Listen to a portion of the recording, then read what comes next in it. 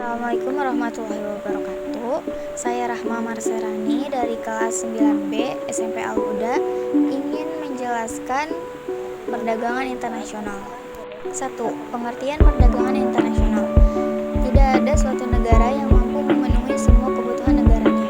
Hal tersebut karena ada barang tertentu yang tidak mereka produksi.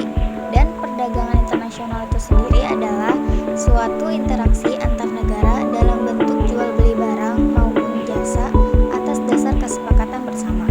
Perdagangan internasional memegang peranan penting dalam pemenuhan kebutuhan suatu negara yang tidak dapat diproduksi di negara tersebut karena adanya keterbatasan sumber daya alam, sumber daya manusia, modal ataupun skill. 2. Ada juga faktor pendorong perdagangan internasional. Yang pertama, adanya pasar bebas, adanya perbedaan kondisi geografis, adanya perbedaan teknologi, dan yang terakhir adanya menghemat biaya. Untuk penjelasannya, adanya pasar bebas, yaitu pasar bebas dibutuhkan untuk meningkatkan kerjasama antar negara yang berpeluang menambah pendapatan negara. Kebebasan ekonomi menjadi pemicu individu maupun kelompok untuk berlomba-lomba menambah pasar dan meningkatkan produksi.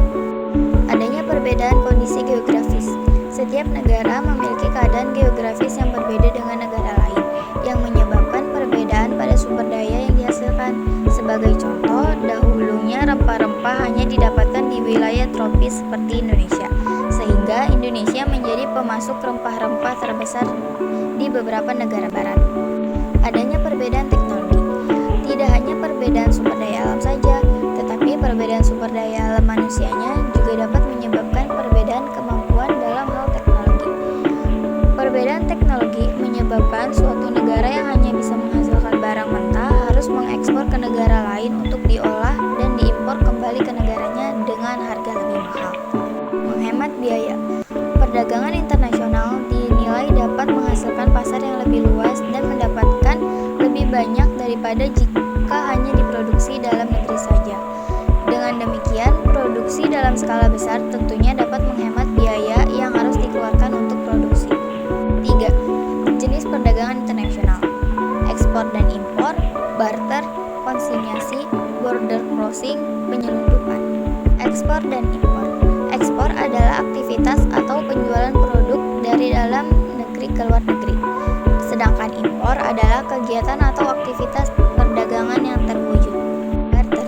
Barter atau pertukaran barang dengan barang masih sering dilakukan dalam perdagangan internasional. Jenisnya meliputi direct barter, switch barter, counter purchase, dan buyback barter. Konsinyasi. Konsinyasi adalah penjualan dengan pengiriman barang ke luar negeri yang belum ada pembeli tertentu di luar negeri. Penjualannya dapat dilakukan melalui pasar bebas. Border crossing. Perdagangan timbul dari dua negara yang saling berdekatan untuk memudahkan penduduknya saling melakukan transaksi. Penyelundupan. Penyelundupan merupakan suatu usaha yang bertujuan memindahkan kekayaan dari suatu negara menuju ke negara lain tanpa memenuhi ketentuan yang berlaku. Manfaat dari perdagangan internasional. 1. Kebutuhan setiap negara akan dapat terpenuhi. 2. Negara pengekspor akan memperoleh devisa. 3. Setiap negara dapat mengadakan spesialisasi produksi. 4. Mendorong kegiatan ekonomi suatu negara. 5. Dapat meningkatkan hubungan persahabatan antar negara. 6. Dapat mendorong kemajuan iptek. Selain ada manfaat perdagangan internasional, ada juga hambatannya. Yang pertama, perbedaan mata uang antara negara pengekspor dengan pengimpor, adanya kebijakan impor yang dilakukan suatu negara, perbedaan bahasa antara negara pengekspor dan impor, adanya pengenaan bea masuk yang tinggi guna melindungi produksi dalam negeri dari produk luar negeri, adanya perbedaan ketentuan dan peraturan, adanya organisasi ekonomi yang mementingkan negara anggotanya, proses dan prosedur ekspor impor yang panjang dan lama, adanya perang